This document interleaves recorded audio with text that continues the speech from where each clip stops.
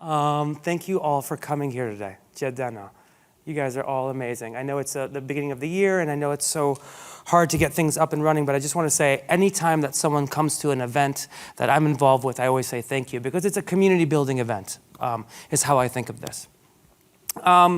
Yeah, I mean, most of you are probably here to hear like stories about Succession. Or maybe you like, the Marvel universe, and so you want some like gossip on that. Or some people ask me, do you know Anna Delvey? And the answer is, she does message me sometimes, but I do not know her. But really, that is because that is the public version of me, which is only in the last 5 or 6 years. And part of what has made that even possible right now is a long journey in which I want to share with you, which leads to this organization called Waterwell, and the choices that I have made as an artist, as citizen, and we'll get through that. I start these conversations looking at this picture of me. This must be 1984 or 5, and this is the passport picture. I'm in Tehran, and we go to a place to take this passport picture to get us to go from Tehran to Dubai. And from Dubai, then go to Chicago, where my brother was at, and which I'll explain in a second.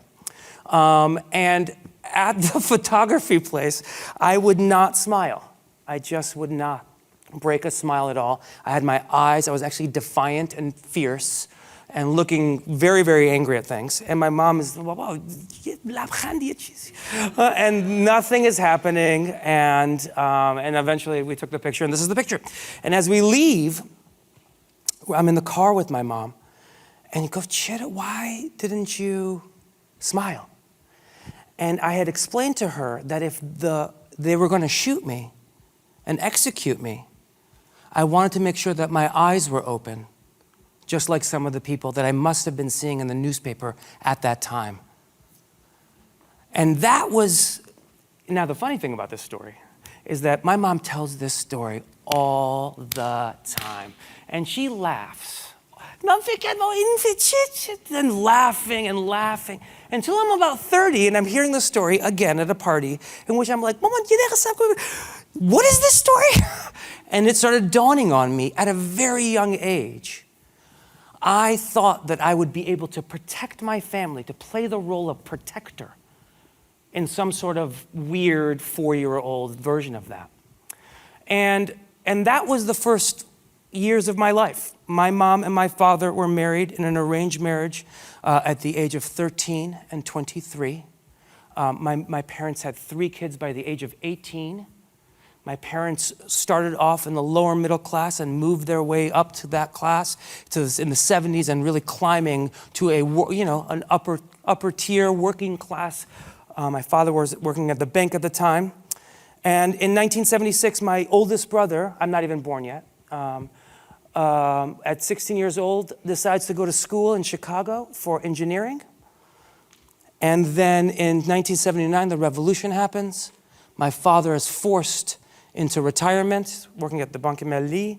My sister was a tudei and would go out into the world kind of like fighting the good fight. And my other brother, Omid, who's 17 years older than me, fought in the Iran-Iraq War. And I was born in the midst of that. And then somehow or another we got to Dubai, and somehow or another we got to Chicago, where my brother had been at that point for 10 years in 1986. We moved to a northern part of a northern suburb that maybe some of you know about called Northbrook, incredibly rich neighborhood. And in this incredibly rich neighborhood, on the other side of the highway, there was an apartment complex. It's okay, don't get embarrassed.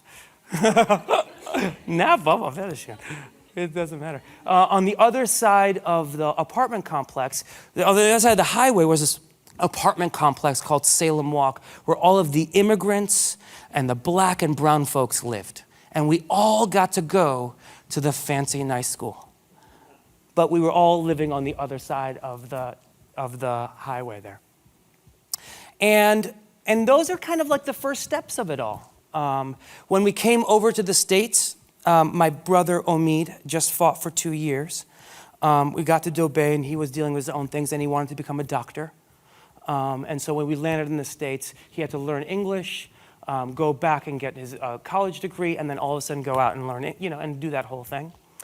And when we landed, one of the other tragedies is that my sister Homeira, she was, when we landed in 1986, the hope was that she was going to come right after. But the moment that we landed, it was very obvious that this is not a free exchange for someone like us. And so my sister could not come to the country until 2003. So she came 17 years after us. The same age as my mom.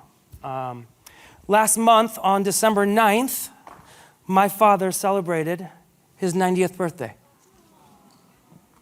That is Baba Mehdi, that's Mama Parveen. That my brother Amir, all the way to the right here, is the one that came in Chicago in 1976. Homeira now lives in DC, and came in 2003, as I mentioned, and has 2 unbelievable daughters that are just doing amazing work. And then my brother Omid, who fought in that war, is an anesthesiologist down in DC, and an entrepreneur himself. And there I am, which seems like I shouldn't be here. But this is my family, and that's basically how we grew up. What was really crazy about it is having such older siblings was the fact that as we were getting into, the world, Omid went to school. Amir was already an American in a weird way, and he was living his life. Homer was still in Iran, and my father was trying to make, ends meet, trying to start this job, trying to start, having a really hard time. So it was me, my mom, and my dad. And at the age of 7 or 8, I had a real asset. I could speak English. And so I became the translator of the household in that really, in a very quick succession, made me a very adult player of this family. Because the conversations and the translations and all the things that were happening were not of the things that a 7-year-old should be dealing with. And not that it was bad, but it was definitely, the fear level had already increased. People ask me all the time, what do you remember about Iran or whatever? And what I remember is a feeling of fear. A feeling of fear. And then they ask me about, what about those first days of coming to the States? It's like, it's a feeling of fear that I had. And it's because in the 80s and 90s, being Iranian was probably one of the worst things that it could be. And everyone around me, imagine, much older than me, are living through it at that moment. And they're trying to tell me, don't say Iran. I mean, this is a dangerous thing. They're trying to protect us in that way. There was conversation that you might be having about masculinity. On the heels of Not Without My Daughter, that movie that came out, Iranian masculinity was destroyed. And everything that we were doing at that time was a vague understanding of try to run away. Not because we don't believe in our culture, but as a way to protect ourselves. But inside the house, it was just Iran all the time. My parents would use this place in Salem Walk as an opportunity to bring in, when I say mehmoon nawazi. Sometimes I'd come home from work. My mom had to work 2 or 3 jobs, mostly in childcare. And sometimes I'd come home, she would be babysitting some kids. And sometimes I'd come home, and this is a true story. I'd come home one time to our apartment building, and there are 2 Greek Orthodox, I guess, Christians? I'm going to say Christians. With the whole get up, and I'm looking at them, and I'm like, what is happening here? And I go in the other room, I'm like, Mama, who are these people? And they're like, nah, they just moved here, we're gonna have dinner with them. I was like, what? But that was my parents. That's the value system of Iranian culture that I took from that, to help others.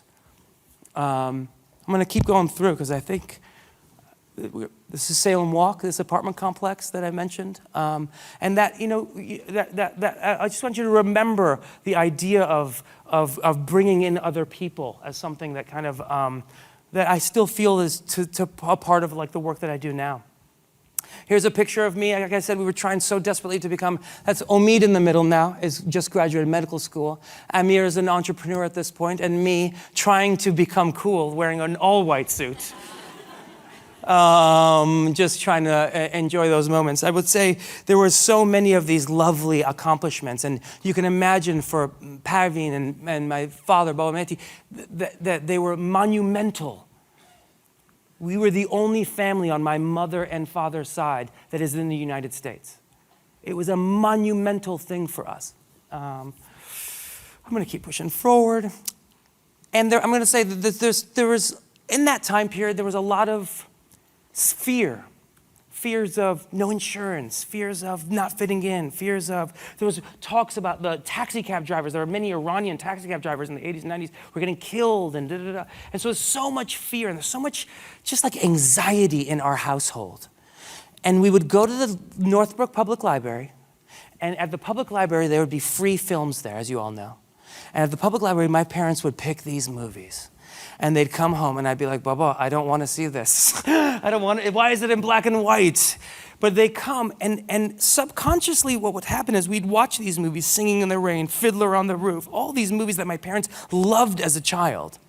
And what I was realizing is that I can mimic some of the things that I'm watching. And that makes my family laugh. And so I would mimic Charlie Chaplin, run into the wall. And it would make my family laugh. And I would mimic, those scenes of, my parents love Bollywood movies. I'd mimic the characters in Bollywood movies. I'd watch Fiddler.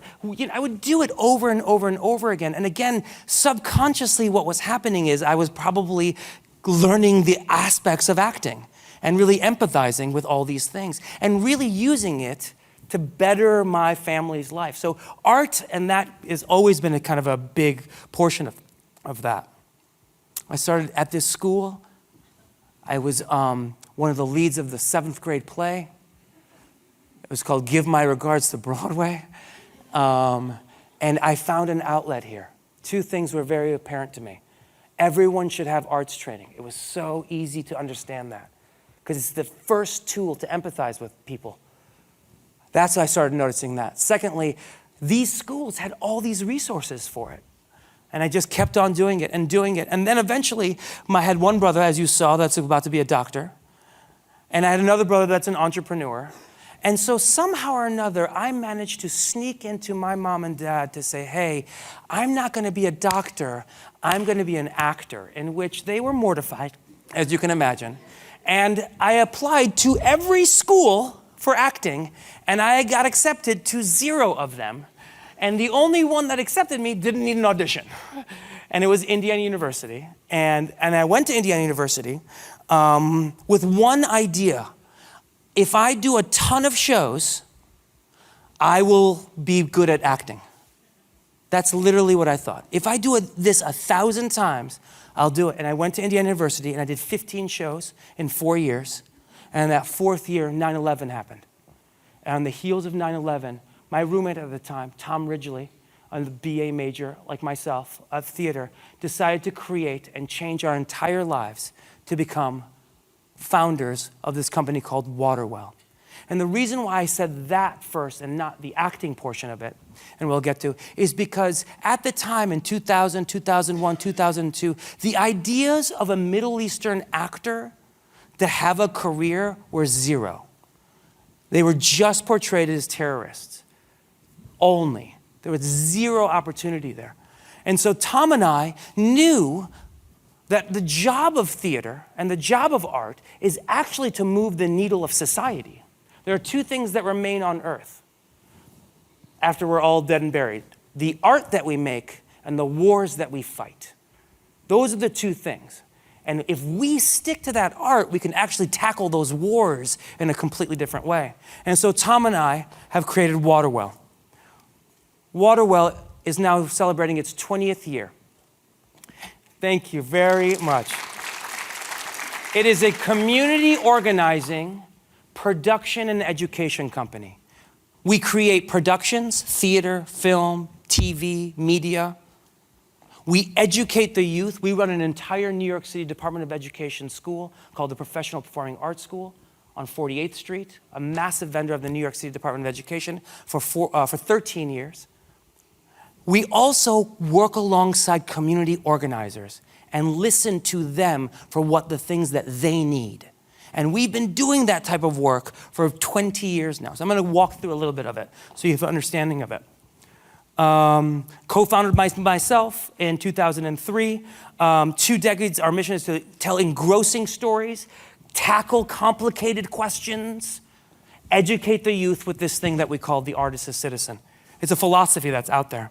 And then we use citizenship, art, and education and combine all three. We create theater, we educate young artists and educators, and we organize using art and education with community partners. And we're going to go through all that. We'll start with the education. Like I said, Waterwell for 13 years has been running the New York City Department of Education. I am still a faculty member there. I work on Mondays there. I teach high school students for 19 years, 13 years with Waterwell. We teach these 220 kids every year, 220 to 240 kids every year. We have 14 faculty members, and we do 9 productions a year. We have them for 2 hours a day, every day, and we teach them the world-class arts training. And I'm not mincing my words. So many of our kids have gone to Juilliard. Many of our kids are superstars. We have Emmy-nominated kids. We teach them world-class arts training, but we teach them it won't matter at all unless you better the communities that you care about. And communities is not a big word. Can be, could be Iranian, but it could also be gaming. It could be fashion. It could be anything that they care about. I always bring up gaming first because in the 2000s, one of the auditions that I would say no to would be to audition to be a voiceover on a Call of Duty to pretend to be a Middle Easterner dying from a gunshot.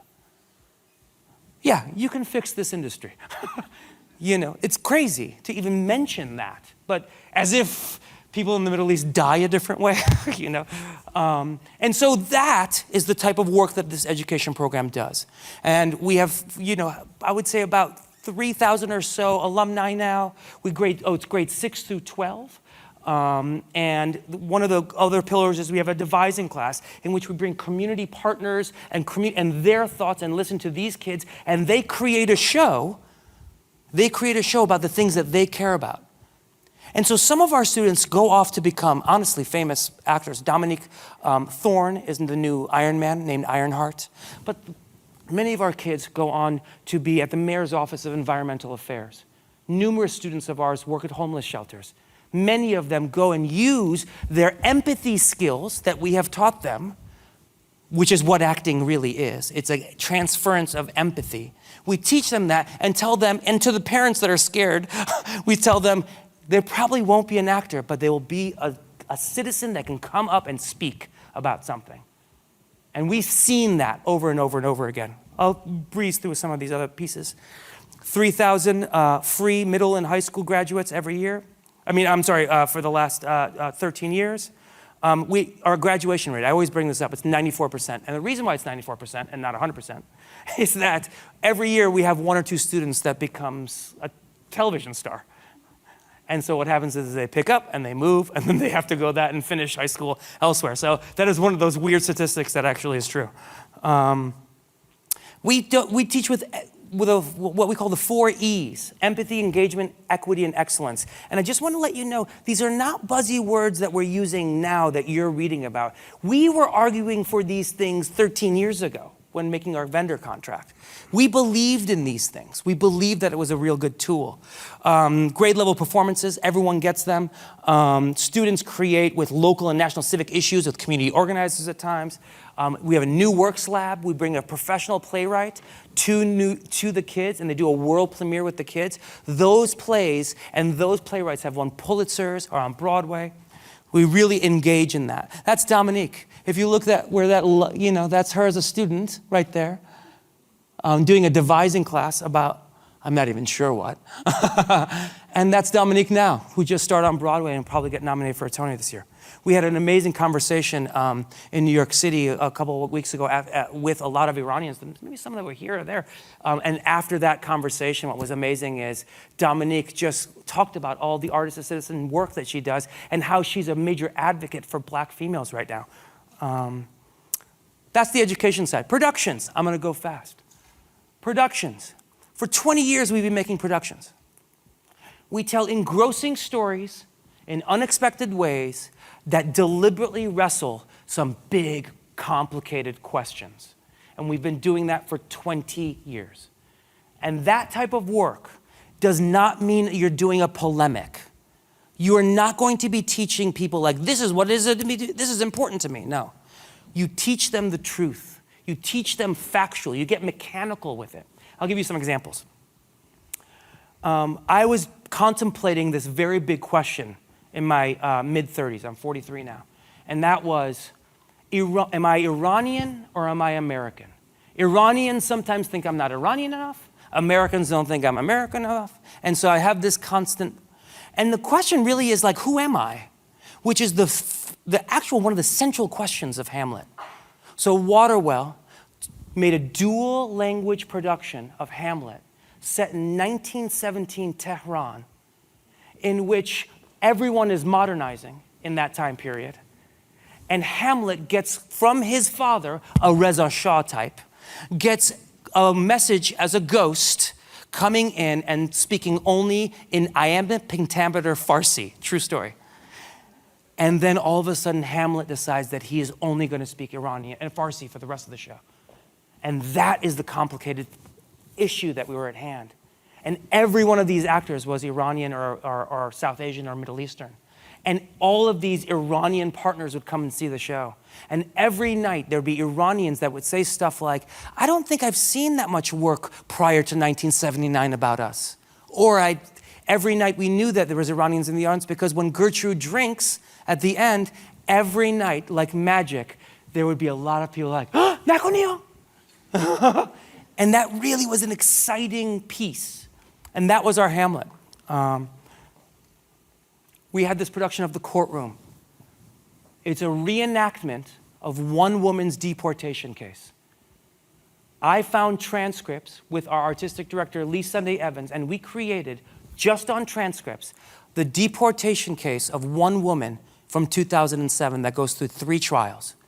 We condensed that material down, and we performed that only in courtrooms in New York City, including the Thurgood Marshall Court of Appeals, the first time a piece of theater has ever been in that historic courtroom. We performed it with the idea of showing people what it must be like to feel deported and get deported. The response was overwhelming because the ending is so surprising. But what was crazy is that every immigration rights activist in the country came and saw this show. And all of a sudden, they were all asking us, here's another story. And here's another story, and here's another story. The Courtroom was picked New York Times Best of 2019 with only, I think, 15 performances that we've done. And we performed at so many amazing venues. And it was then later made into a movie, which is now touring across the country in specific places alongside the American Immigration Council. I'm going to show you the trailer for the movie, if that's cool. All right, I think it's going to pop this out. We practiced. Voting has come back to haunt Beth Keithley.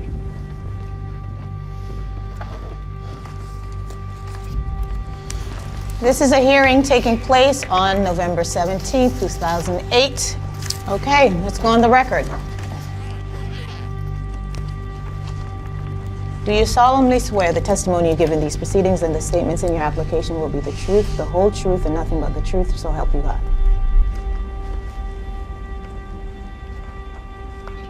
Did you realize that if you provide false information by claiming you're a citizen, that you could be deported?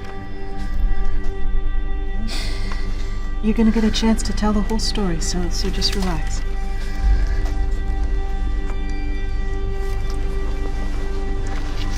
Is this your signature in the right-hand box? If you don't understand, you can say, I don't understand. I don't understand. Were you the one who checked off the boxes that you're a citizen of the United States? How in the world did this happen?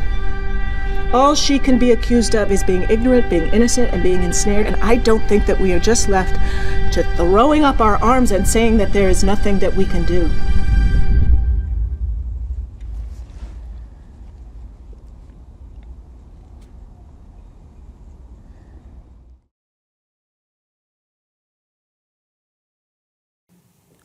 this show, this movie, has given us an opportunity to work alongside a lot of community organizers that are trying to move the needle on immigration reform. One of those places is the American Immigration Council, in which they have,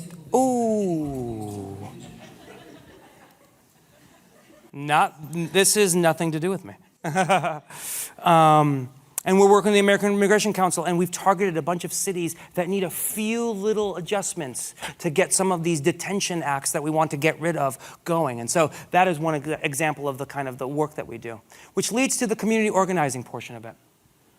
We then went to Alora Mukherjee at Columbia Law, the Immigration Rights Council, and said, hey, clinic, and said to her, listen, we have this thing called the Courtroom. We'd like to do it with Columbia. And she said, oh, I'm so sorry. I just got back from the border, and I have 69 sworn testimonies of children that were on the border, and I don't know what to do with them. And she handed that to us. And within 3 months' time, Lee Sunday Evans and all these community partners worked alongside to make the Flores Exhibits, which are video testimonials of artists, lawyers, and advocates and immigrants reading sworn testimonies of children held in detention centers. And the thing is, when I say mechanical and when I say truth, there's no acting. Just say the words. Just go for it. And so we would get all these incredible people to come and do it. And this is how, and this piece is also now used many times with lawyers and whatnot to see, like I'm trying to find a famous person so I can give you, there we go, David Schwimmer. You know, and then you click on it. And this is also used oftentimes by lawyers to show how to properly take deposition. Declaration of GMNA. I, GMNA, declare under penalty of perjury that the following is true and correct to the best of my knowledge and recollection. My date of birth is, I am 17 years old. I am from El Salvador.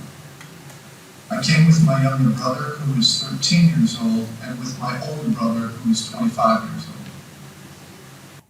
These testimonies during the 2000 elections, I'm so sorry, yes, during the 2000 elections, were then taken into all over about 18 different community partners, and mostly in red states, to talk about what it means to be a migrant in this country. And we would not just do our values on them. We would listen to the local partners, and the local partners would tell us, oh, this is what we need, and then go from that. That is one example of the type of work that we do with the communities. Other ones, we work alongside veterans for 15 years. And these are some of the community partners. We made a show called the Fleet Week Follies during Fleet Week in New York City. Right now, Bronx Defenders and Brooklyn Defenders have this Dignity Not Detention Act that they want us to do. We've created a piece of art alongside them. It's really a version of narrative strategy that many people are calling right now. But most of you are like, hey, I came to talk about acting and Succession and Kendall and all those things. This guy's talking about all this other stuff. Well, the reason I have to start with Waterwell is because during the 2000s, until this time, I had said no to every terrorist role and every victim-y role that you can imagine. And that was hard because I had 2 children during that time period, and I knew that the money was green. But I also knew that nothing of what they were doing is representing who we are, especially not the journey that you just saw. There's no way that, so I would double down and triple down on Waterwell. And the more I did that, the more integrity I had. The more I would teach, the more I feel empowered. The more we would, use Heather Lanza or Sarah Scafidi and use their best expertise, the more it felt invigorating. And along the way, there are a couple of pieces that really kind of shifted everything. And the first one is the Bengal tiger at the Baghdad Zoo. I starred on Broadway in 2011 with myself and Robin Williams in a play called The Bengal Tiger at the Baghdad Zoo, written by the great Rajiv Joseph. Robin became my mentor. Robin was someone that was God-sent, told me at the right time of what I was going. And I'll explain what I mean. As I'm maybe, this is 2011, so I'm like 30, 31 years old. You can imagine every actor is now saying, you can drop the Waterwell stuff. Now you can just be famous, I guess, you know. And I remember asking everyone's like, oh, yeah. But I felt wrong about that. And Robin was the only person, it's true, that would say, why would you give up on that now? Because he was a man of service. And he realized that art is a tool to help change lives and help others. And so that was a real kind of pinnacle moment for me. I was also nominated for a Tony Award, and Robin wasn't. And he also showed me what grace looks like. He always was a beacon of morality for me. And it was a real kind of just pleasure just to do this play with him. But even after that play was done, all the roles that were coming to me were still, be the lead of this show that kills brown people, and be the lead of that show that kills brown people. And I would say no. And I wouldn't work in film and TV. And I would just keep on doing more and more and more theater. And the other thing is, I'm also not going around. I've been nominated for a Tony at this point, the first Iranian to be nominated for a Tony. So it's like, I'm not going anywhere. And so now they all know this about me. And I'm still saying no. And along the way, I would do these amazing projects about depth. One thing we say at Waterwell is depth over breadth. I would do these amazing productions. Guards of the Taj, about 2 guards guarding the Taj Mahal. A play about, autocrats and how they're ruining our lives pre-Trump. We did a play about the Humans that went to Broadway, was nominated for a Pulitzer Prize. The Humans was about how it means to be a middle-class person in this society. The writer, who was Lebanese and myself, decided that the last name of this character should be a Middle Eastern last name. So we came up with Saad. Richard Saad was his name. And part of the reasoning is that we both wanted every production moving forward for you to hire a Middle Eastern actor. And for years, to this day, I get Middle Eastern actors being like, hey, I'm doing The Humans. The play was nominated for, it won the Tony Award and went on Broadway for about 14 months. A play up there, it's called Masked. Masked is a play about 3 Palestinian brothers written by an Israeli about the first Intifada. That tour that was in New York City and off Broadway was deeply involved and deeply involved with all these different communities and had amazing conversations afterwards. And then this last piece in the middle here, which is A Doll's House, which just ended last June, starring myself and Jessica Chastain, in which we play the iconic A Doll's House, which is written by Ibsen, and the two of us were both nominated.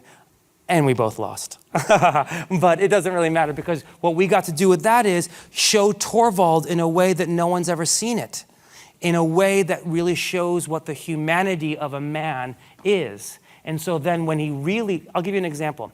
A Doll's House, the character of Torvald is usually played by a brute, and usually is a potential of hitting the wife. And that's been kind of like the vibe of this show for years. It's a massive feminist play.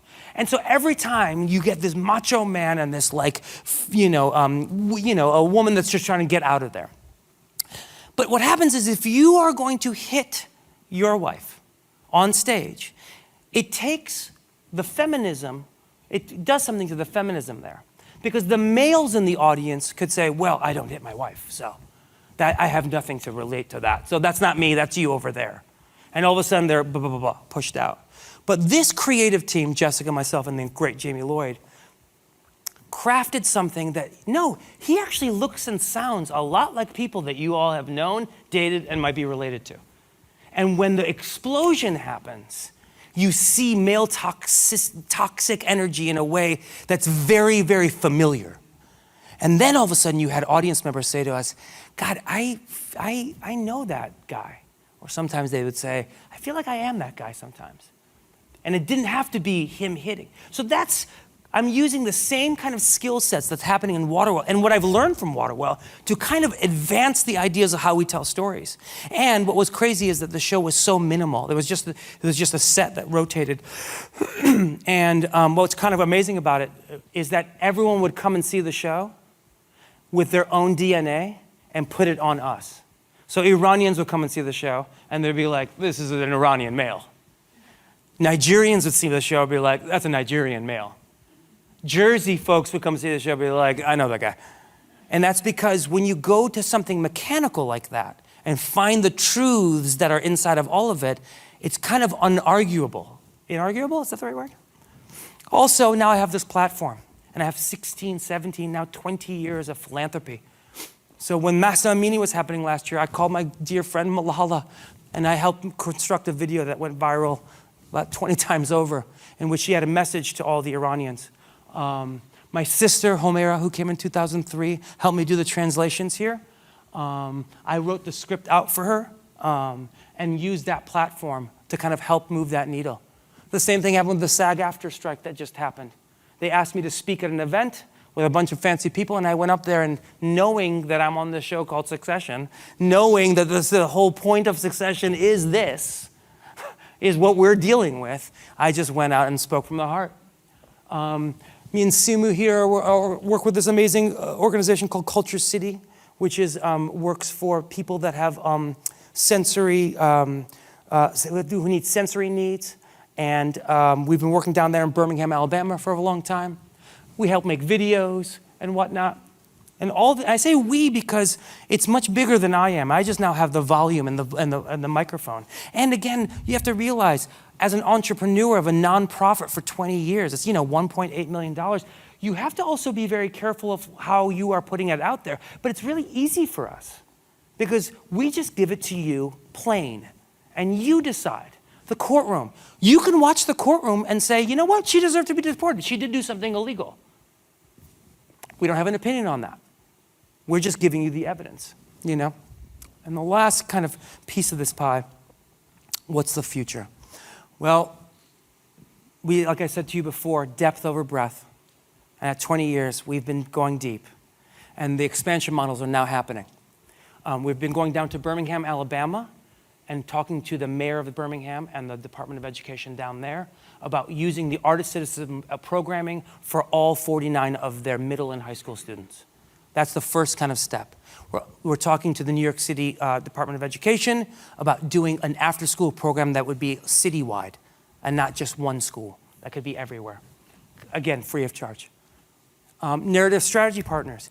Recently, the Council on Foreign Relations, who you might have opinions on, has come to us and said, we need to do a different way of telling people about what the crises are in this world. What can you guys do to help us? And they call that narrative strategy. It should just be called theater, but okay.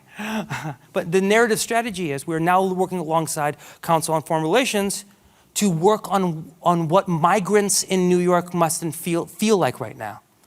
And we have a whole program that's going to go for all of them with a talk back afterwards. We've been organizing with those types of people and Waterwell Studios. Because of this opportunity that I have now and this platform that I have, Waterwell can also be a for-profit venture. We have dozens, if not hundreds, of artists that have stories. These stories, and those stories are the ones that we're interested in. And now we're getting to a place right now where maybe we can tell these Iranian stories, and I'll continue. Iranian stories. There are so many people right now that are getting their stories out there. I want to be I and Waterwell can be an advocate for that.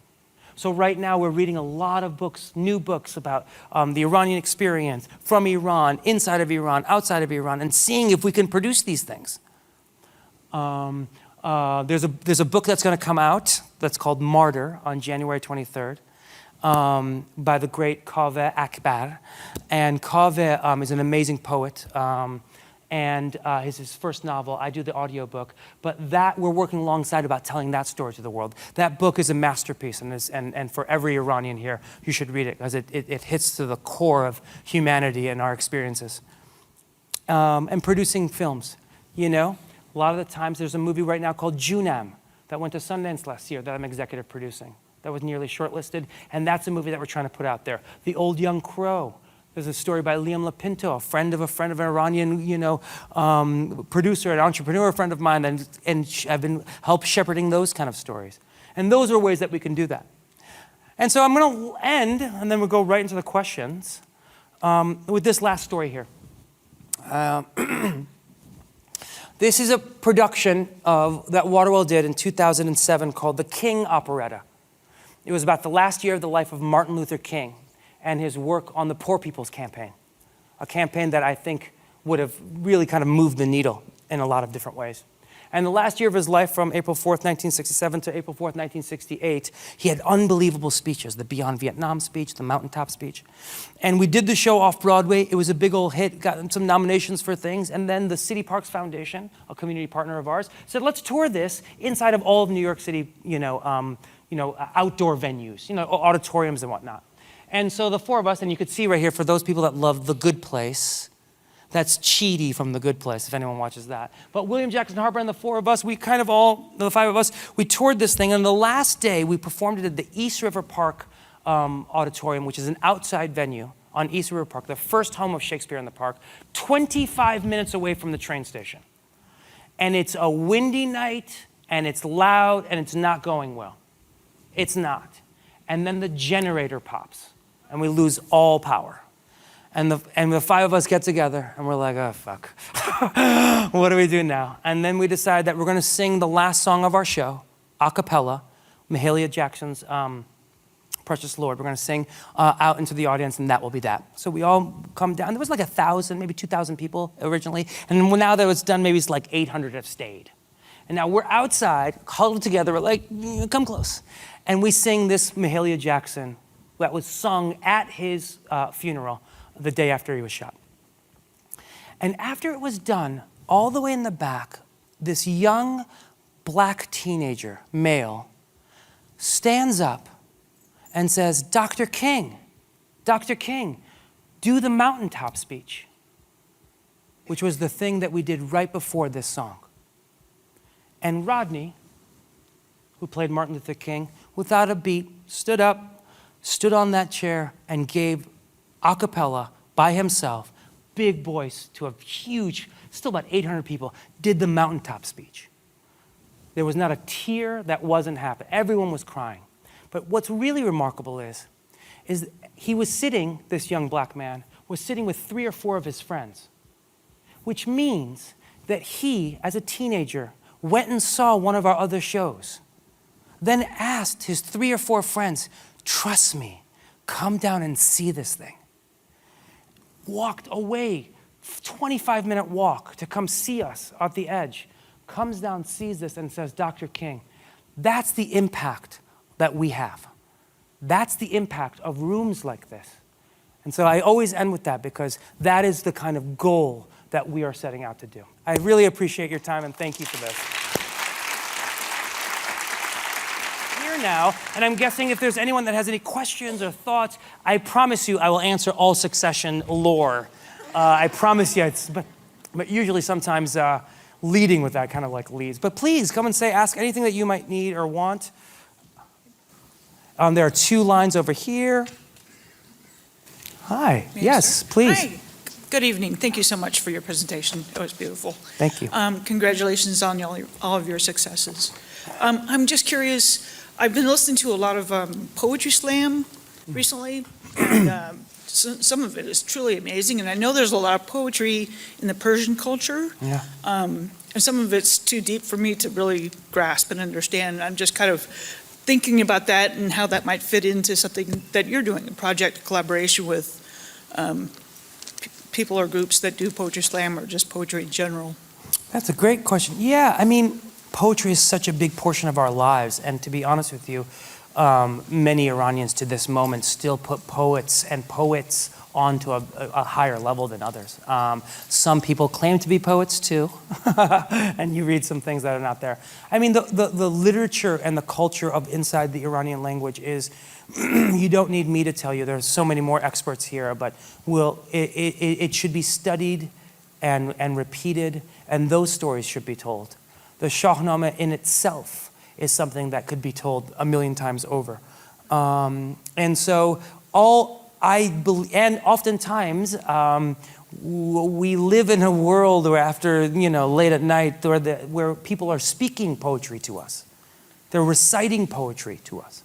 And so whether I'm technically going and trying to evaluate one piece of poetry, or Waterwell is, or someone, or just knowing that the essence of that poetry is inside all of the art, I think both of those things are kind of really true.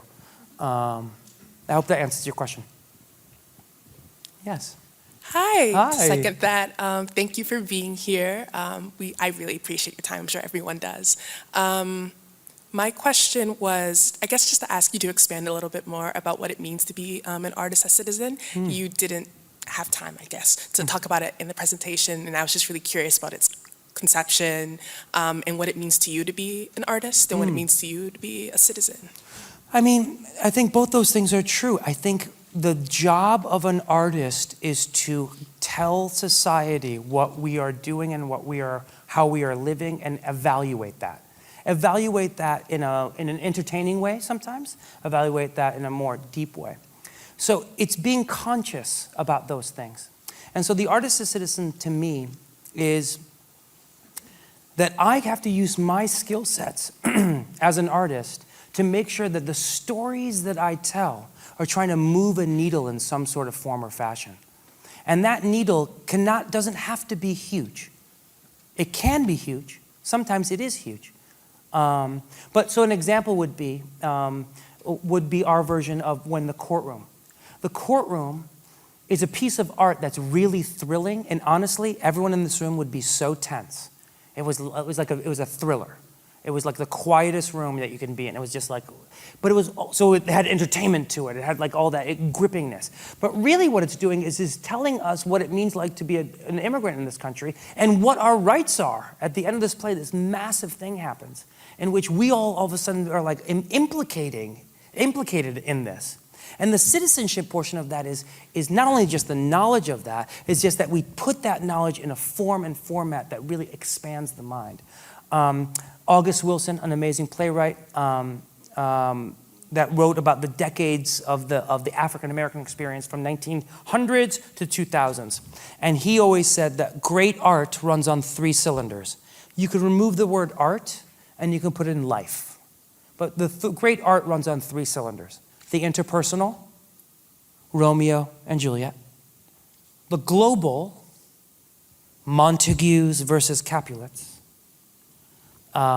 Democrat, Republican, on and on and on and on. And the third one, Mr. Wilson would say, and the trickiest one, because most people are afraid of it, is the spiritual. And in Romeo and Juliet, what is love? It doesn't have to be God. It doesn't have to necessarily be Islam. It can be sometimes. And so when I'm picking as an artist or citizen, I want to make sure that I'm running on those 3 cylinders. And then using community partners. I'll give you an example of that. I'll tell you how it works on a TV show. I'm going to demystify that. I said this to some of the scholars yesterday. Demystify this. Let's say you're working on CSI or Law and Order, and you're in a writer's room, and you have to write 22 episodes, right? And there's 6 writers, right? So every writer has to write 2, 3, 4 episodes or whatever, right? And each one of these writers has to go through and write these episodes, but they're given 4 topics that this showrunner gives to them.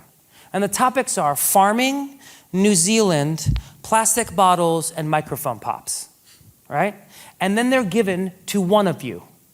And now you have to write these 4 stories, of which you know nothing about these things.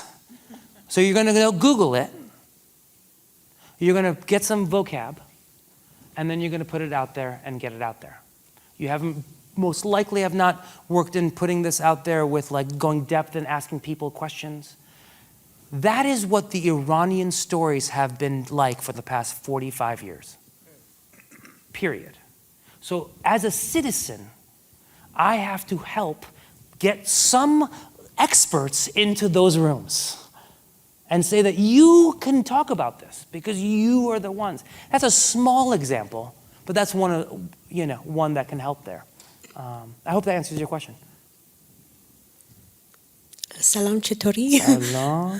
Thank you for being here. I just wanted to ask, so I'm someone who grew up diasporic. I was raised by my mother, who is an Iranian immigrant, she was very young after the revolution came. But, I was raised only and never having been to Iran myself, only through stories. So I only know Iran, I only know my culture through stories, me and my sisters. So, like Persepolis by Marjan Satrapi and reading Lolita in Tehran by Azar Nafisi. I think I've been imbued with the value of storytelling, especially when it comes to the immigrant experience. And as someone who finds a lot of passion for art. Myself, I was like a theater kid. I guess my question to you is, what advice would you give to young artists, young Iranian artists particularly, about your philosophy and how we can carry it with us in our day-to-day and make sure that as we grow as artists, as people, that we're taking those values with us? Do it. Just do it. Do not wait for someone to help you. There's a reason why, I say this to my students all the time when they ask, like, how do I get an agent or how do I get a casting director friend? The reason why agents get 10% is because they do 10% of the work. So stop worrying about the 10% and start worrying about the 90%. You are the one that's going to tell that story. If you're not the one to tell that story, you have to be the community organizer to get the people to tell those stories. Does that make sense? Yes. That's the only way that this is going to work. Yes. We have to be in charge of our own destinies. Otherwise, what's going to happen is you're going to get more and more text. Like I said to you, Not Without My Daughter. Not Without My Daughter has damaged so much of who we are, and still to this moment is infiltrated in the mindsets of Iranian male, period. Do you know what I mean? And so a part of it is that you have to now tell those stories of your mother. And if you're not going to be the one to do it, how do you help people get to tell those stories? This game that we live in on our phones, I don't have my phone, but that we live in our phone is a game of media. From the beginning of time, historically, the people that have the loudest megaphone are the winners. And so we have to be the loudest megaphones. Or, I say this all the time as well, it's not an off-on switch. You have to be cool, and your ego's got to be cool, that you're on a dimmer path, and you're just dimming up brightness. And then just when you think you're bright enough, you realize there's a whole another set of lights that you have to open up. And that's the progress here. As for an artist, I have the privilege of living, those tough first years in the United States. And I say that as a privilege. I say that because to this moment, nothing was as hard as that. Nothing even close. So I have kind of no fucks to give. Do you know what I mean by that? And luckily for my, history bent towards us. It bent towards Waterwell. It bent towards me not saying. I say this about, acting as well. The stories that we want to tell, you're not going to be able to have them tell it. So partner yourself up with the writers that you know and tell those stories. Don't wait. We were talking about gatekeepers yesterday. Fuck them. They're not real. They're not real, and they don't know what they're talking about. And I mean this. If they did know, everyone would have it. They don't. Everyone's making it up. So just keep going and going and going. And for my young actor friends that usually, graduate out of high school, go to a college, Juilliard or whatnot, and come back and like, now what do I do? Sometimes the reality is, if you really want to be an artist, sometimes you just got to stick around. You just got to do it a while, and you got to fail a shit ton. The 10,000 hours version of that. One thing that I say to students is, if everyone in this room was given yarn and 2 needles, and we had to, for 3 months in a row, do it, or whatever, 3 years in a row, just do it, we'd all have our own industries. We would have our own industries. So why can't the art be the same way? Part of that what's hard is we don't have our stories told out there. Yeah. That's what's difficult. And failure is a big portion of our lives. It's just a game of failure. But so is life, to be honest. Yes, Aiza. Salam. I'm Moni Farhadi. I work here at Stanford. My son, you may know, Rod Cyrus, is an actor. In New York. Yes. At Juilliard. Yes. He graduated. Yes. He told me to say hi. So a proud mom of an actor. And very There's so few of you. It wasn't easy when he was a teen and he declared to us, I'm not going to be a doctor or an engineer, I'm going to be an actor. Exact same response that your parents had. So he convinced us, and for the better. So we're very grateful that he did do that. And hopefully you'll have a chance to get together.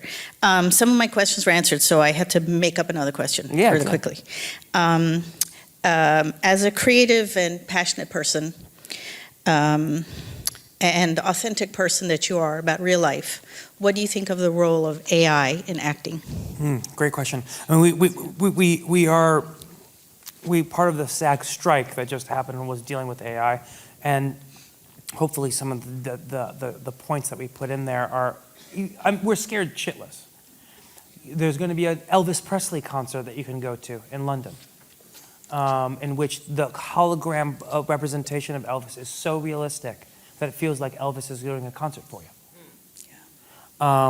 We are really going to be working alongside some really big notions. And to be blunt with you, we're all really scared of what all that means.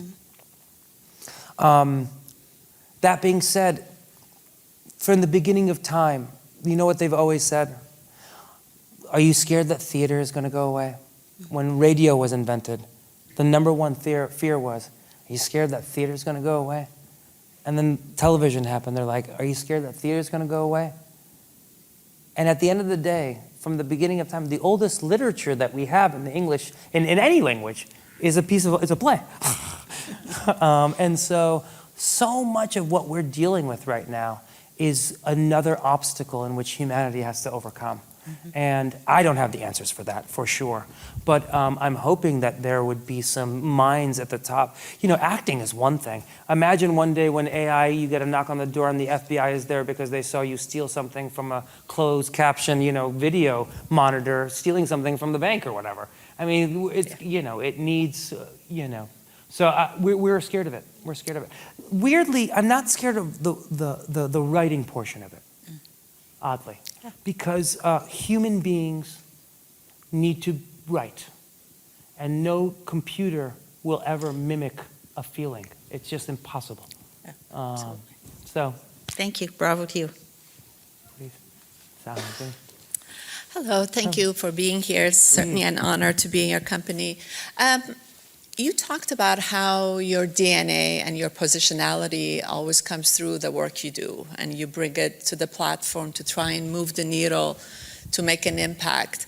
I'm just curious as to why you took the role in the Dollhouse, and what were you looking to show? I think I know the answer, but I'd love for you to say it. I was shooting a movie I was shooting a movie in Europe, and I got the call that they wanted to offer me Torvald in A Doll's House. One side story is I never really read A Doll's House, just because when like I told you earlier, in 2002, the chances of me being Torvald or any of those characters in A Doll's House was 0. So I was like, well, I'm not even going to read that, to be real with you. I read other Ibsen that I really liked, but I never thought that would happen. And when I met with the director, Jamie Lloyd, I really was very adamant. I'm a self-proclaimed feminist. I learned that from my mother. I learned that from a mother that was married at the age of 13. And so I believe that one of the problems of civilization is actually men, period. And so one of the issues is that men, and myself included sometimes, cannot understand the things that women have to go through, because men are often portrayed in these very stereotypical two-dimensional ways. And so if we can make the audience recognize this male as someone that they know and work alongside and might be related to, and show that, maybe we can move the needle with some of these men that can't see it yet. And so that was a big portion of it. The other big portion of it is we're in the middle of Masa Amini. We're in the middle of all that.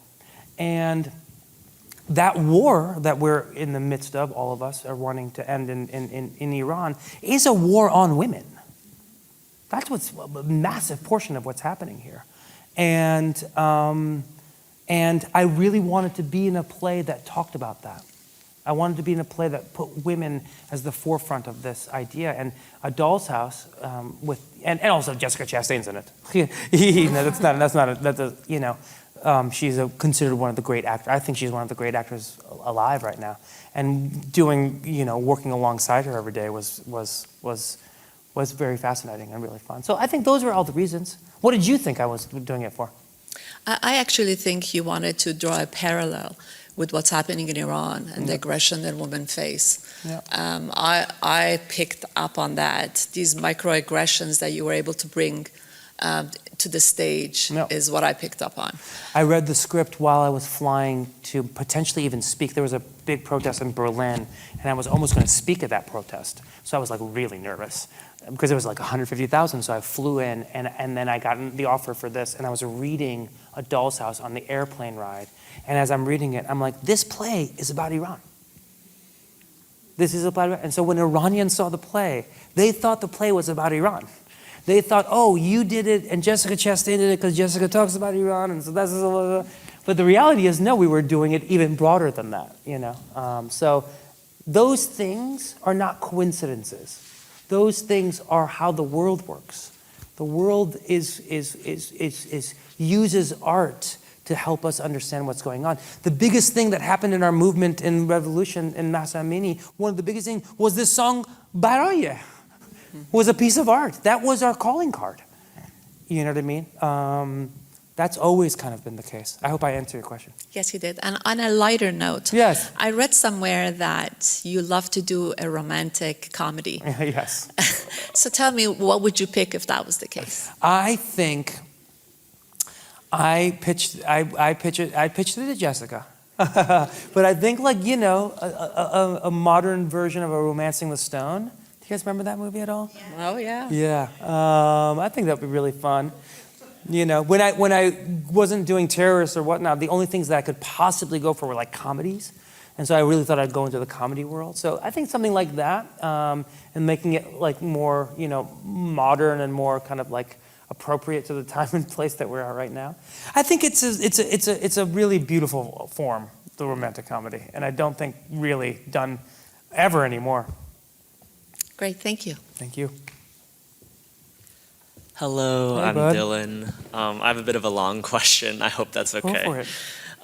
So the theme in your presentation I'm most compelled by is this idea that art's largest purpose is political, right? Like it's moving the needle. And at my most optimistic, that idea inspires me a lot. At my most pessimistic, I look at a lot of the art and media that becomes mainstream, especially in America, and I see that art stripped of its politics and basically co-opted by people that it's trying to criticize. Like you see teenage misogynist boys loving Patrick Bateman or Walter White or Tyler Durden. You see white supremacists idolizing Homelander from The Boys. This happened way back in the 70s with Archie, and with explicitly leftist or feminist works. I've seen conservatives online talk about how much they love Succession and how it's apolitical. I'm sure there's works in Hollywood that you can find similarities in. I would not consider it apolitical. I think it's a very political. Finish You your spoke thought. about how the intention of your art, though political, is mechanical rather than prescriptive, laying out the facts. I guess I'm wondering what you think of this problem and how to create like non-preachy art that appeals to a lot of people but still maintains its politics. I think it's a profound question, and I can understand that pessimism. I can understand that. I want to just say historically, it's not an anomaly what you're asking. When magazines became popular, magazines were like, oh my gosh, everyone's just reading smut. They're dumb little articles. They're not reading novels. Do you know what I mean? Every time this happens, and every time we go through this, I think the reality is, I think we're pretty much lined up for a revolution in this, and actually a renaissance. And the reason I say that is because the majority of these students that are coming out right now, probably some in this room, many of which have to be political in a way because of the worldview that they might have. And so what I see and what I predict is going to happen is that along the way, we're going to keep telling those stories and find those stories that do go into the political and go into the mechanical and prop them up. Barbie, whether you love that movie or hate that movie, a lot of people that didn't know are now understanding the America Ferrera monologue. We might all be like, oh, I think I knew some of those things. But some kids that live in somewhere else may not know. So in my opinion, Barbie is a massive tool. Schindler's List is a massive tool.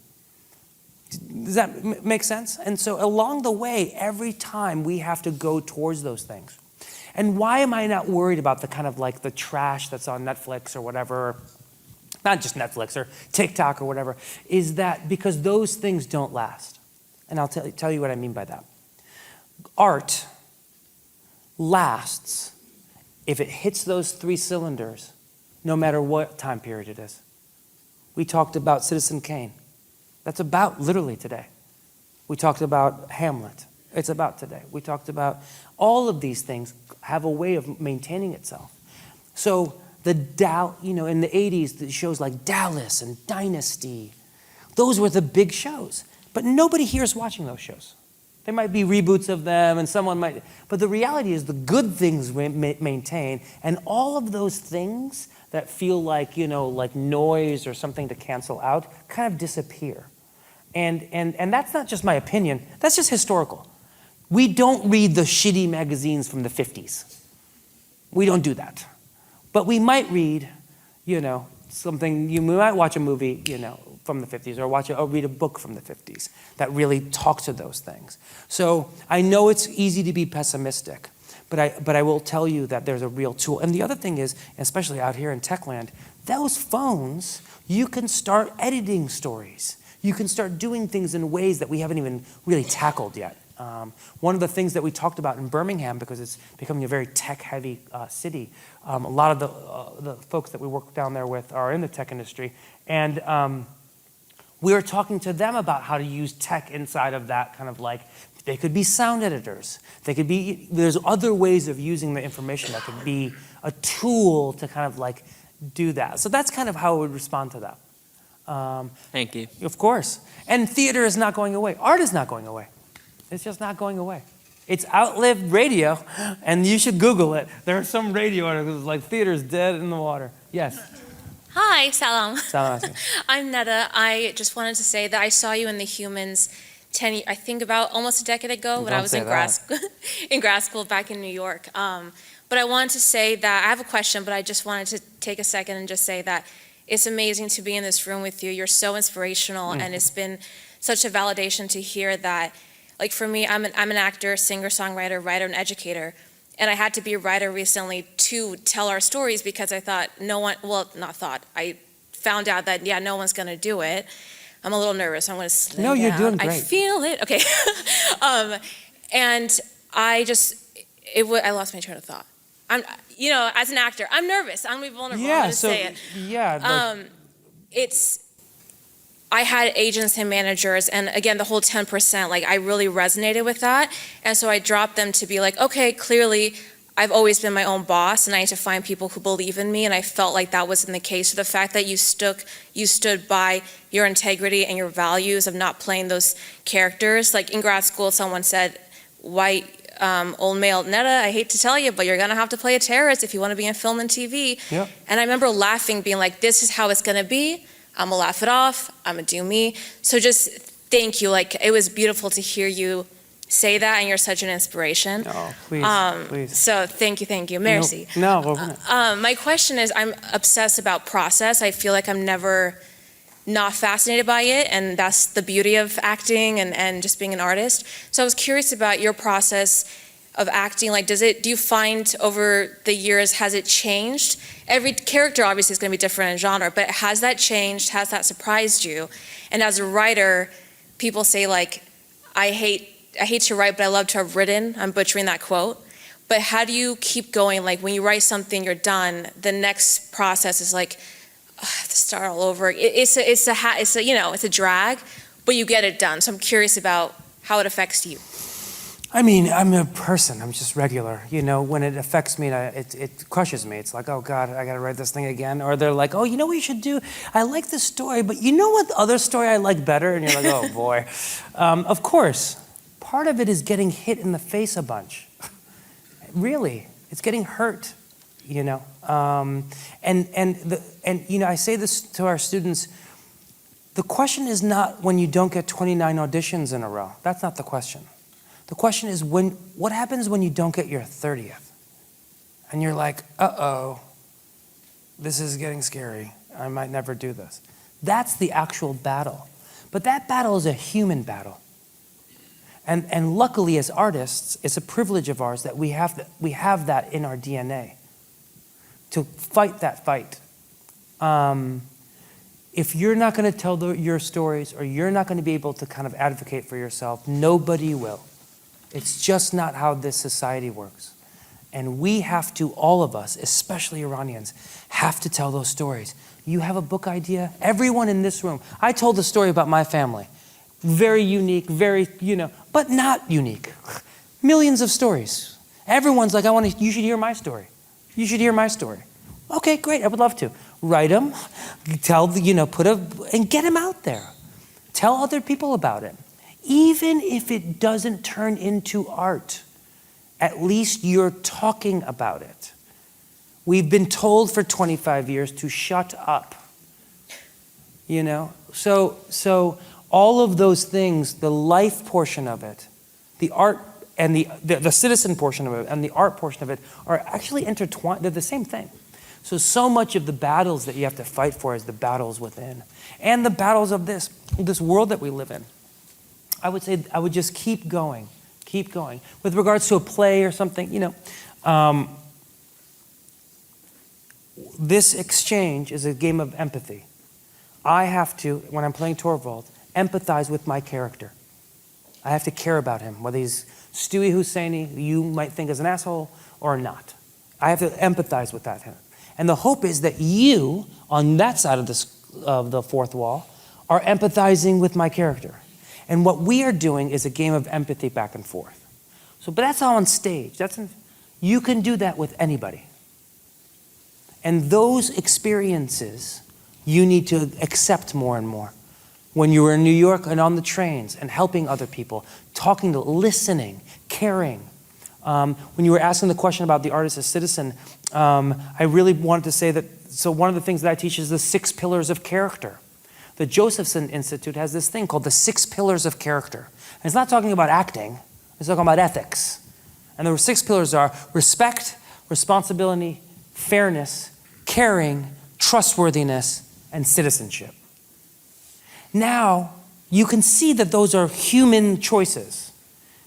But now, as an actor, my character doesn't have a few of these. All of a sudden, it's easy to make it a character all of a sudden, because, my character doesn't respect anybody. So get rid of that one. And I teach that to the kids. But really, what's actually happening there is we're getting to teach you about what it means to be a human being through acting. I hope that answers your question. Thank you. Of course, Goodbar. Hello. Hi, Salam. Thank you for being here tonight. My name is Roya Shirkhodeh. I am actually a community college student at Ohlone College in Fremont. Just over the last year, I have worked alongside some of my peers to cultivate the first Iranian student union club at my community college. Amazing. We have about 120 members, and just recently, the reason I bring it up is because we are working alongside our theater department, and we are actually also cultivating a show that basically just expresses a day in the life of a Middle Eastern student that is falling under just typical and commonalities and stereotypes that are being put upon us, not necessarily because of our character and who we are, but because of just general stereotypes that we collect based sometimes off of the way that we look, or even sometimes the way that we speak. Sometimes Lajja darim, we have an accent, you never know. People form judgments off people on a day-to-day basis, and sometimes they're out of our control. So my question to you is, what advice would you give not only myself as the director of the club, but also now working in partnership with our theater department, all of those students that are auditioning and being a part of such a beautiful thing, what advice would you give us to keep pursuing and not only use our privileges for better, but also strive to not only make our community better, but I guess empower not only the Iranian community, but all Middle Eastern students that feel like they're put into a box or a bubble where they cannot not only outshine in the things that they are comfortable with and the things that they know that they are passionate or, even have talent Yeah, I that is just understand. in hindsight.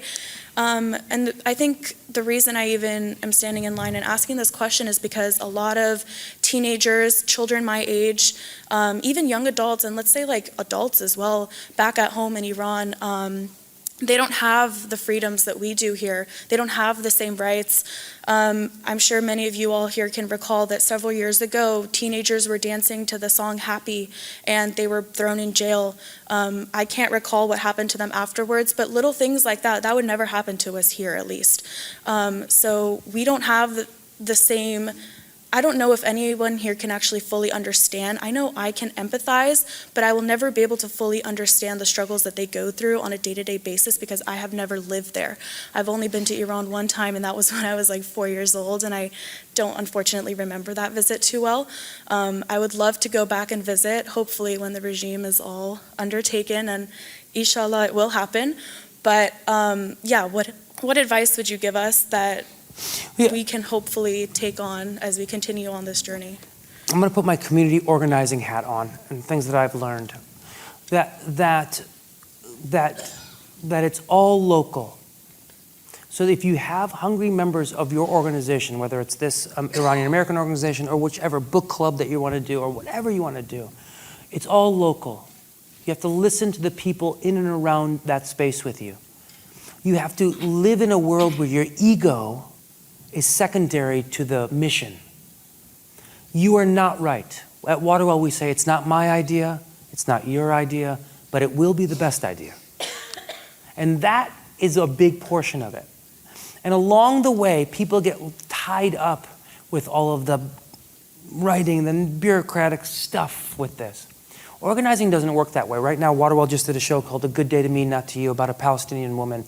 And then October 7 happened at that time. The show had nothing to do with Palestine and Israel, but it was part of the idea was that you're going to see a woman of a certain age as a Palestinian Christian and just being. That was kind of like the idea that like this is, and then October 7th and all the crowd, the massacre that happened that horrible day. And so what happens is all of these organizers now all of a sudden want to use the theater as a place to like talk about these feelings that they have. And these organizers are not worried about, did I write the 501c3 correctly? Is this the right paper form? Is it a C4? They are just listening to the community and then building something and building it for everyone. And that is a big portion of community organizing that I don't think you should let go of. You have to keep inviting people into the space so that you can have conversations with them. And the more you do it, and the more you empower everybody to tell their stories, to have leadership opportunities, to talk about things, the more it will work. I think I just got a 5-minute. Yeah, we have time for just a couple more questions. Thank you, merci. We'll do all three. Hi, Arian John. I just hope you know what an inspirational story you're telling. I'm so happy I was in this room today. And your story from Waterwell to the productions that you talked about touched me. Specifically, one of them, Hamlet, that you did like in the 1917 setting. And my understanding was it was done partially in English, partially in Farsi. Both, simultaneously. That's what, like, that's the main piece of today's talk that really touched me. My question to you is that... And untranslated, too. That's interesting. I'm sorry. Go ahead. Ask your question. So my question is, how did you find that experience in terms of like bridging this gap between the Farsi-speaking community and the English-speaking community? And like, because we have so many plays in Farsi that could be done on stage, and I personally I'm struggling with like finding the avenue to do it. And yeah, if you can shed some light on that. I can't answer the avenue portion of who you are because I don't know you. Do you know what I mean? I don't know but I will say I will say, and I say this to every person in this room, if you're Iranian or wherever you're from, no one's going to tell those stories but you. Nobody's going to do it. Maybe someone else will have a similar story, but it's going to be one or two. If you think that we would all tell these stories and be able to do it, then we would have all seen these stories. But because we don't have any place of leadership, because we don't have anyone at that moment, we are kind of told like, well, we just have to fit the rules of what these things are. And that's not true. That's not the thing that's going to make this happen. The Hamlet, I'll tell you the true story. I was doing King Lear at the Public Theater. It was a very fancy production with a lot of famous people in it, and I was playing Edgar. And the Public Theater is the major entity in New York City. They've made Hamilton and other things. And so I'm playing Edgar, which is arguably one of the biggest parts in the Shakespearean canon. And we're doing this thing, and I'm having a really tough time at it. People like it, but I'm not having a good time.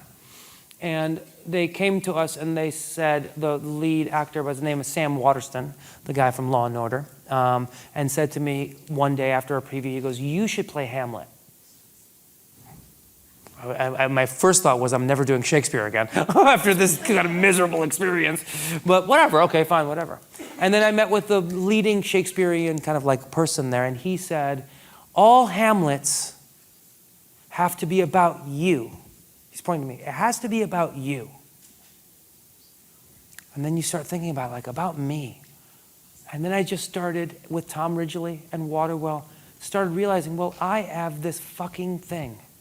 I am Iranian to the core, but I've had to fight that for my entire fucking life because it was too dangerous, too scary, or being told it was too dangerous, whatever. Everyone was trying to protect me. So now let's explore it. Who am I? You know, I can feel it. I always feel it. Like some Iranians are like, well, Farsi, I get it. Okay, fine. But who am I? And so we then constructed off of that question of the production, off of that idea. And you know what? I mean this. It fell in so easily, like a glove. We didn't. At the end of it, as many of you know, all of the people in Hamlet are dead. And now in this version, they're all Iranian, and they're dead. And Fortinbras comes in, and Fortinbras we cast as the blondest, blue-eyed, European-looking guy. And the first line is something to I'm going to paraphrase. My father has claims to this land. Now all of a sudden you have a bunch of dead brown Iranians, and this guy is coming. What more apt thing for 1917 to understand than that? And what happened with that is, to be honest with you, Americans, or English speakers, would say, everyone in America should see this production. Because they don't think of us as someone that could be in these types of elevated, rich, what's the word I'm looking for? With aristocracy. They don't see us in that kind of way. Do you see what I'm saying? So Americans were looking at it and they're like, oh yeah, you're just going through the regular stuff like everyone else is.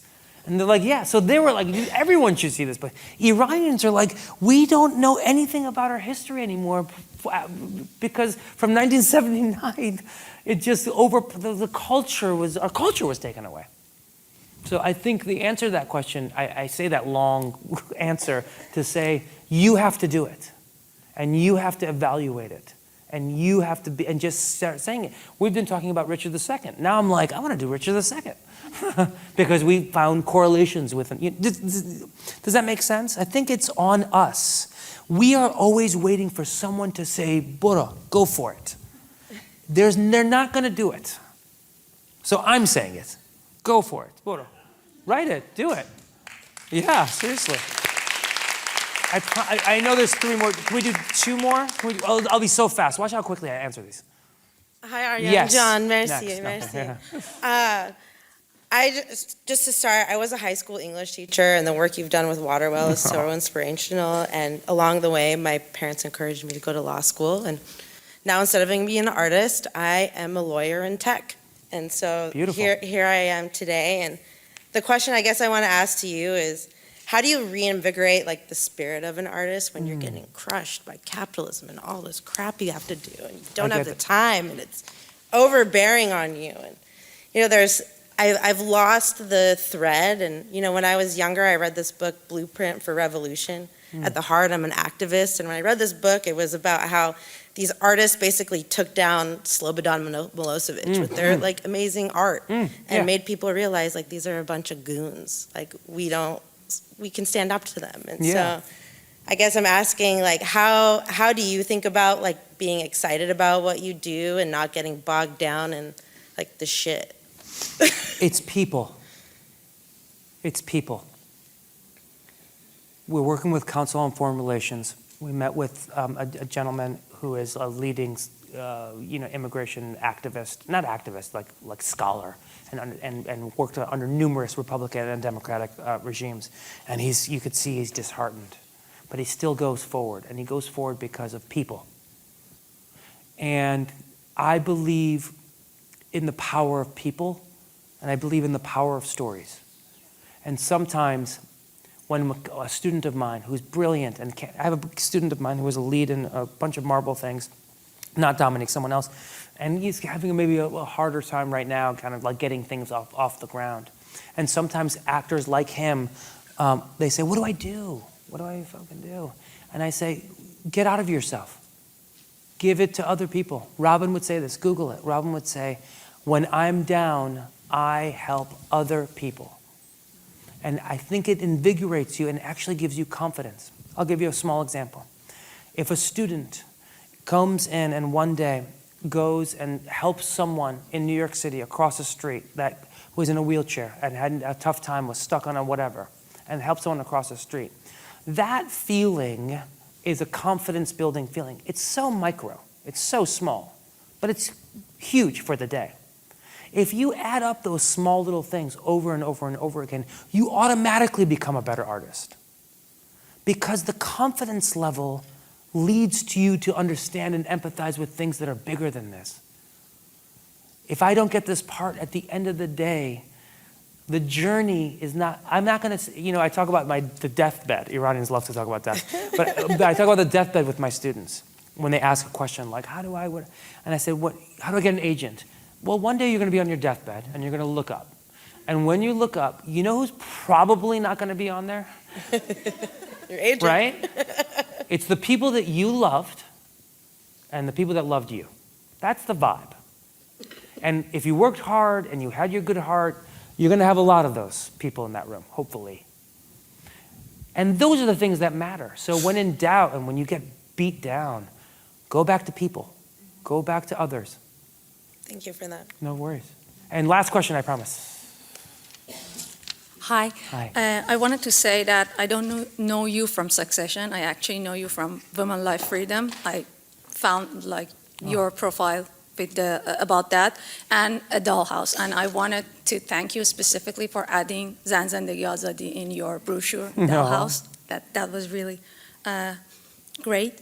And after Mahsa Amini and starting all these things, lots of people like me, ordinary people, started to think what they can do to be helpful, especially living abroad. And lots of us, I'm sure, ended up thinking about storytelling to build that empathy, but we didn't find each other. We started like small groups. Some of us continued, some of us didn't find the resource or time. My question is that, have you thought to do something, to found something like you did in Waterwell, to build the empathy, but specifically focusing on Iran situation, to use this scattered potential people that are around, at least in US? Totally. I have to think about that in two ways, right? One way is, one problem that we have in Western media and Western society is that they don't know anything about our culture besides Khomeini and all those guys. Like, they don't really know what's going on. So problem one is, we have to tell everyone that we're regular.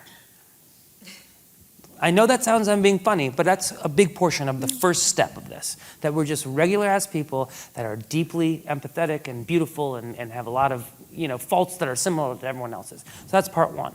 And part two is, how do you tell those, what story do you pick, right?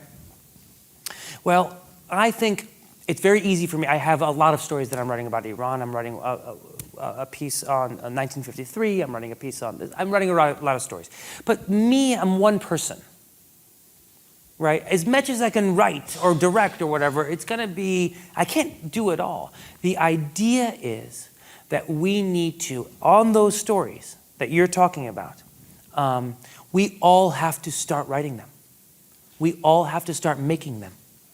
And in that scenario, we can then amplify those stories. And I know that sounds like, that's But not how exact. can we find each other, basically? That's... That's a community organizing question. I would say, when you say find each other, do you mean like other artists or other... I mean, I'm not artist, but I'm citizen. So, and I think that all Iranian women have stories to tell, and it's not, they might be so similar, but that doesn't mean that they don't worth telling. Well, I understand, and there's two things that's happening here. One, you have to also build community too. So I'll tell you what happened with my mom. On Saturdays, my mom was involved in this like feminist Irani Democratic of Chicago Foundation something. And so every once or twice a while, there would be at our Saturday house, there would be a bunch of women that came over, Madame Boye Choi, I'm going, and then they would read poetry to each other. They'd watch movies, we'd dance. It starts there.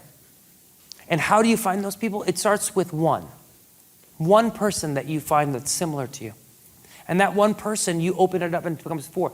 Tom and I, when we started Waterwell, we were two people that moved to New York City and knew nobody in New York City. 2 people was our first show. Our second show was 5 people. Our third show was 7 people. And it just builds because in the community organizing world, you do have enough people that believe in the same things that you do.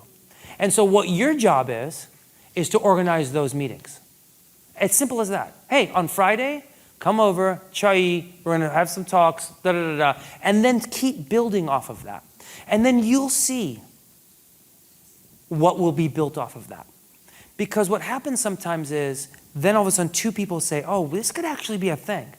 I'm working with this group of people, of Iranian artists that just want to make a collective. So we can at least, and it's all just on email right now.